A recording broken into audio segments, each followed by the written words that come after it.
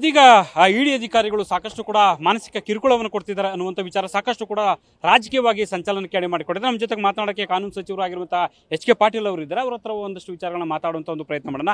H K Patil ಅವರು ಬಹಳ ಮುಖ್ಯವಾಗಿರುವಂಥದ್ದು, ಯಾಕಂದ್ರೆ ಬೇರೆ ಬೇರೆ ರಾಜ್ಯಗಳಲ್ಲಿ ಇಡಿ ಒಂದಷ್ಟು ಧೋರಣೆಗಳಿಂದಾಗಿ ಕೂಡ ಒಂದಷ್ಟು ಚರ್ಚೆಗೆ ಗ್ರಾಸ ಆಗಿದೆ ಅನ್ನುವಂಥ ಮಾತುಗಳು ಕೇಳಿಬರ್ತವೆ. ಈಗ ಆಕ್ಚುಲಿ ಆಗಿರುವಂಥದ್ದೇನು ಕರ್ನಾಟಕದಲ್ಲಿ ಕರ್ನಾಟಕದ ಅಧಿಕಾರಿಗಳನ್ನು ಹಿಡಿದು ತೆಗೆದುಕೊಂಡು ಹೋಗಿ ನೀವು ಸಿ ಎಮ್ ಅವ್ರ ಹೆಸರು ಹೇಳಬೇಕು, ನೀವು ಇಂಥ ಮಂತ್ರಿಗಳ ಹೆಸರು ಹೇಳಬೇಕು, ಇಂಥ ಡಿಪಾರ್ಟ್ಮೆಂಟಿಂದ ಹೆಸರು ಹೇಳಬೇಕು ಅನ್ನುವಂಥ ಒತ್ತಡವನ್ನು ಅವರು ಭಯ ಹುಟ್ಟಿಸುವಂಥದ್ದು ಮಾರಕವಾಗಿರ್ತಕ್ಕಂಥದ್ದು.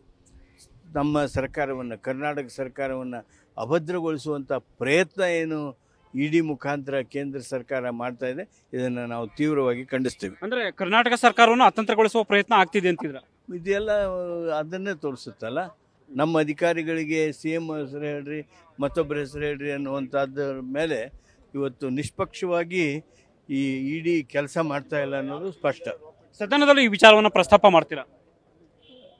ಆ ಒಂದು ಕೆಲಸ ನಾವು ಮಾಡ್ತೀವಿ. ಸೊ ಇದಿಷ್ಟು ಕೂಡ ಎಚ್ ಕೆ ಪಾಟೀಲ್ ಅವರ ಸ್ಪಷ್ಟವಾದ ಮಾತುಗಳು. ಕ್ಯಾಮ್ರಾ ಪರ್ಸನ್ ಮಂಜುನಾಥ್ ಜೊತೆ Harish Kakol, news first, Bengaluru. News first ನಿರ್ಭೀತಿಯಿಂದ ನಿಮ್ಮ ಪರವಾಗಿ.